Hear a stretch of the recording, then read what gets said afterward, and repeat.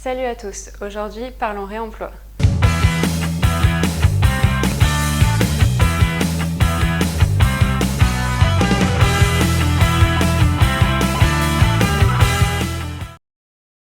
Quelle place pour le réemploi dans l'architecture aujourd'hui? Le réemploi tout d'abord, qu'est-ce que c'est et comment ça marche? On a déjà tous vu une campagne de sensibilisation pour le recyclage, comme quoi c'est important et qu'il faut y faire très attention. Bien sûr, c'est important, mais savez-vous que les déchets ménagers comptent pour seulement 9% de la production de déchets en France? Et devinez combien représente le secteur du BTP? 73%.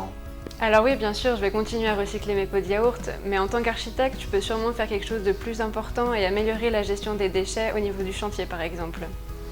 Commençons par le commencement. Le réemploi, qu'est-ce que c'est?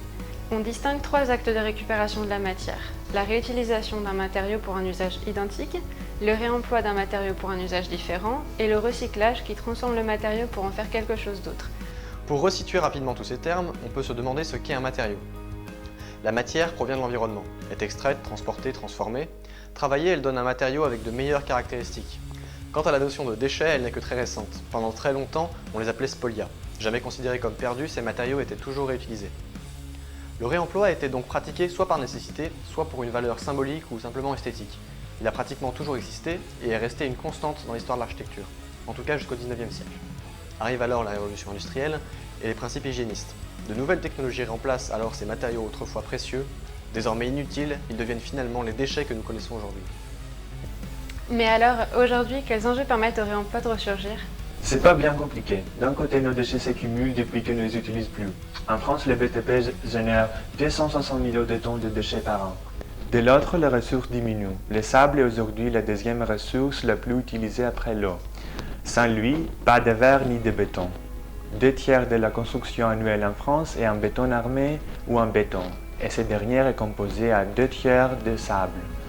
Faites le calcul. Dans un contexte de crise énergétique et environnementale, la loi s'efforce de limiter la consommation énergétique de fonctionnement du bâtiment, RT 2012 et compagnie. Mais l'énergie grise du matériau n'est que très peu considérée, et elle augmente à chaque transport et transformation. Alors le recyclage, c'est pas l'idéal. Ok, mais alors pourquoi on ne réemploie pas déjà aujourd'hui? Déjà, on baigne dans une culture de la consommation dans laquelle le réemploi n'a pas sa place. C'est l'obsolescence qui prime. Plus vite on jette, plus vite on reconsomme en rachetant du neuf. Et dans une culture de l'image, le réemploi est rapidement associé au bidonville.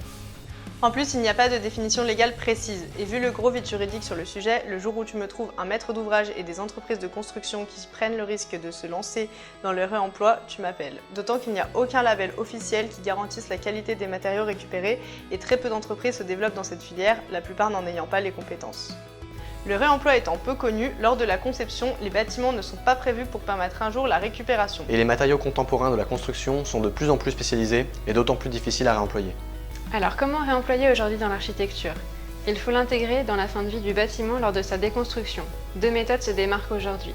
La déconstruction sélective, qui préconise d'enlever les éléments un à un en faisant attention de ne pas les abîmer, et la démolition sélective, qui démolit en triant directement sur le chantier. En Belgique, ces méthodes sont présentes dans le guide pratique officiel wallon Réemploi et réutilisation des matériaux de construction. Même en France, de rares entreprises sont spécialisées dans ces domaines, notamment dans l'expertise de matériaux pour savoir s'ils sont réutilisables ou non et pour quelle mise en œuvre. L'idéal, c'est d'intégrer tout cela dès la conception afin de faciliter les démarches et de réemployer un maximum de matériaux. Mais le réemploi n'est pas une recette miracle pour autant. Il reste affaire d'opportunité et s'il n'y a pas de matériaux réemployables à proximité, le développement du marché du réemploi repose sur l'État et s'il n'est pas rapidement encadré, il risque de s'enfermer dans une logique de profit. On observe aujourd'hui une paupérisation de ces matériaux de récupération qui va à l'encontre des valeurs initiales du réemploi.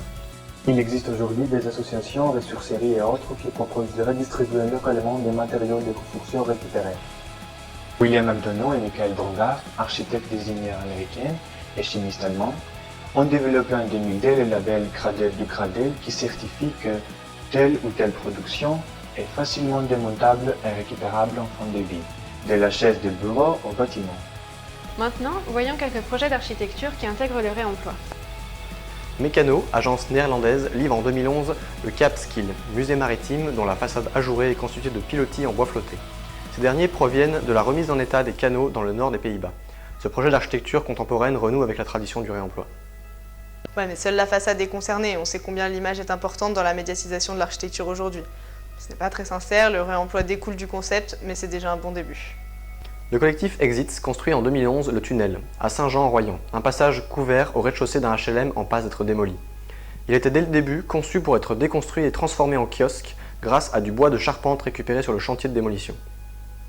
Ici, tout est intégré dès la conception, ce qui est plus facile à faire avec des programmes simples comme cela et une déconstruction prévue à court terme. Le réemploi refait lentement surface et questionne les processus de conception architecturale. La France n'est pas spécialement en avance sur le sujet, notamment du point de vue juridique, mais les choses s'améliorent. Différents acteurs s'y intéressent aujourd'hui et certains projets réussissent à le mettre en place. Le 20 octobre 2015, Fleur Pellerin, ministre de la Culture et de la Communication, a présenté la stratégie nationale pour l'architecture, qui dit notamment qu'un appel à projet national sera lancé autour de thématiques architecturales prioritaires, dont l'économie circulaire de l'architecture, la déconstruction, le réemploi des matériaux et une meilleure gestion des déchets.